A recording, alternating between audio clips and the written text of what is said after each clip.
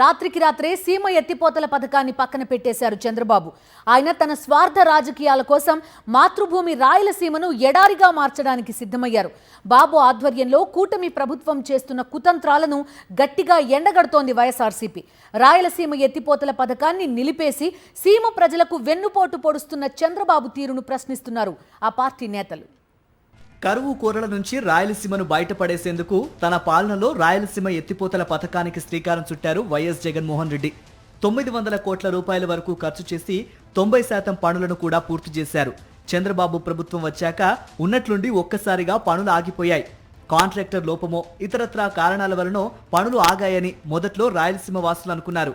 కానీ AP CM Chandrababu Telangana ముఖ్యమంత్రి రేవంత్ రెడ్డితో సమావేశమై 4 గోడల మధ్య ఇద్దరు ఒక నిర్ణయాన్ని తీసుకుని లిఫ్టు పనులను ఆపేసినట్లు తర్వాత తేలింది. ఈ నగ్న సత్యాన్ని సాక్షాత్తు రేవంత్ రెడ్డి తెలంగాణ అసెంబ్లీలో ప్రకటించేదాకా ఎవరికీ తెలియలేదు. సూటిగా చంద్రబాబు నాయుడు గారికి విజ్ఞప్తి చేసిన నేను, రాయలసీమ లిఫ్ట్ ఇరిగేషన్ మీరు ఆపితే మేము ఏదైనా విషయాల మీద చర్చకు వస్తాము, లేకపోతే మీతో చర్చించడానికి అవకాశం లేదు.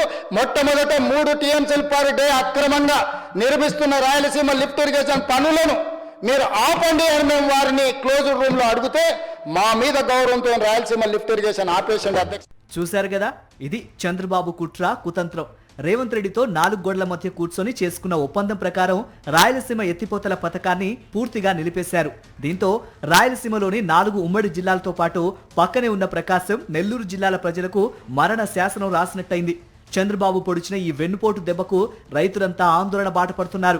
ఈ నేపథ్యంలోనే రైతుల పక్షాన పోరాటాన్ని బలోపేతం చేసిన వైఎస్ఆర్సీపీ రాయలసీమ ఎత్తిపోతల పథకం చంద్రబాబు మోసం అనే అంశంపై తిరుపతిలో రౌండ్ టేబుల్ సమావేశాన్ని నిర్వహించింది. సీమకు చంద్రబాబు చేసిన మోసాన్ని రైతులకు వివరించారు వైఎస్ఆర్సీపీ నేతలు.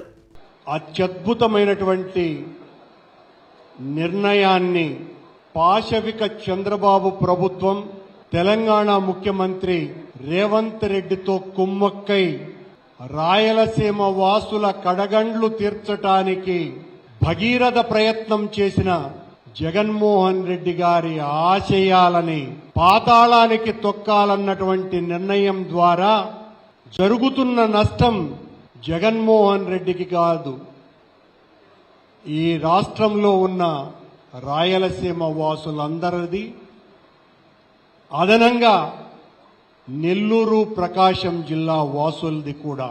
ఏదైతే రాయలసీమ ప్రాంతం ప్రాణాలని కాపాడడం కోసం ఒక ఇన్సూరెన్స్ పథకం లాగా, లేక ప్రాణాలు కాపాడే రక్షణ కవచం లాగా మన నాయకుడు జగన్మోహన్ రెడ్డి గారు రాయలసీమ ఎత్తిపోతల పథకం ద్వారా ఈ ప్రాంతాల్లో ఆల్రెడీ ఎగ్జిస్టింగ్ ప్రాజెక్టుని సజావుగా నడిపించడం, రైతాంగం ఆఖరి నెల కాలంలో నీళ్ల కోసం ఎదురు చూడకుండా, ఎండిపోయిన పంటల్ని పీక్కోకుండా అసలు అంతో ఇంతో ధాన్యాన్ని ఇంటికి చేర్చుకునే కార్యక్రమం కోసం చేసిన ఒక మహాకార్యాన్ని ఈ రోజున చంద్రబాబు నాయుడు గారు ఆపేశారు.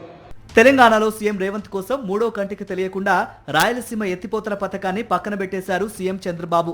ఆయన చేసిన ఈ దుర్మార్గంపై ఇప్పటికే పలు సమావేశాలు నిర్వహించి ప్రజలను చైతన్యపరిచింది వైఎస్ఆర్సీపీ. సీమ ప్రజలు మేలుకోవాలని, కూటమి నేతలను నిలదీయాలని, తిరిగి సీమ లిఫ్ట్ ఇరిగేషన్ ప్రాజెక్టు నిర్మాణం మొదలయ్యేలా ఉద్యమించాలని వైఎస్ఆర్సీపీ నేతలు కోరుతున్నారు.